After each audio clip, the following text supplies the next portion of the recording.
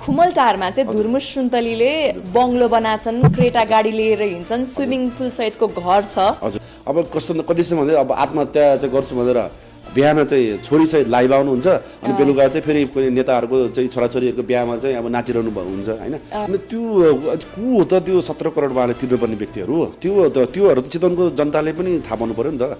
तपाईँले आफ्नै घरबाट हजुर 3 लाख हजुर धुर्मुस सुन्तलीलाई चाहिँ रङ्गशालाको लागि दिनुभयो। 3 लाख भने सानो पैसा हो। हजुर मेरो परिवारबाट सुरुमा त तपाईँ पनि त अन्ध हुनुहुँदो रहेछ नि त। तपाईँको आँखा कहिलेबाट खुल्यो यो कुरामा? अब उहाँले आत्महत्या गर्न सक्नुहुन्छ, तपाईँलाई आत्महत्या दुरुत्साहनको मुद्दा लाग्न सक्छ होइन। यो त कृपया मैले यो धुर्मुसको त्यो व्यक्तिगत गरे होइन कि मलाई मेरो क्रिकेट रङ्गशाला चाहियो कि उहाँ केपी ओलीको एकदम क्यारिकेचर गर्नुहुन्थ्यो होइन। अब चाहिँ घर पनि झापा होइन सँगसँगै अनि अब हामीलाई पनि त्यो किसिमको चाहिँ अहिले चाहिँ अब अख्तियारमा पनि एक किसिमको सेटिङ भएर चाहिँ यो मुद्दालाई चाहिँ तामेलीमा राखिएको छ। यहाँ आउँदैछौँ होइन, म जेनजीका मेरो साथीहरू लिएर चाँडै नै आउँदैछु।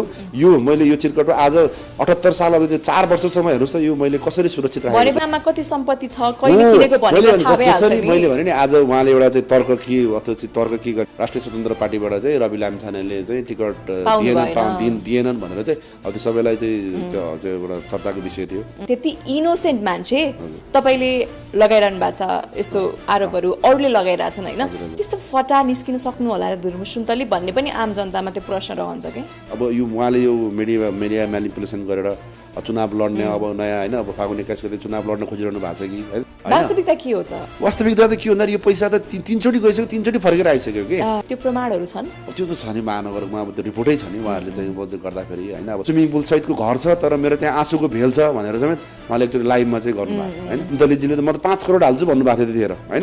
त्यो भिडियो नै छ कि त्यो खोइ त हाल्नुहोस् न त होइन। अब 5 करोड होइन, उहाँमा सम्पत्ति शुद्धिकरण उहाँको त्यो के छ स्ट्याटस पछिल्लो क्रममा होइन।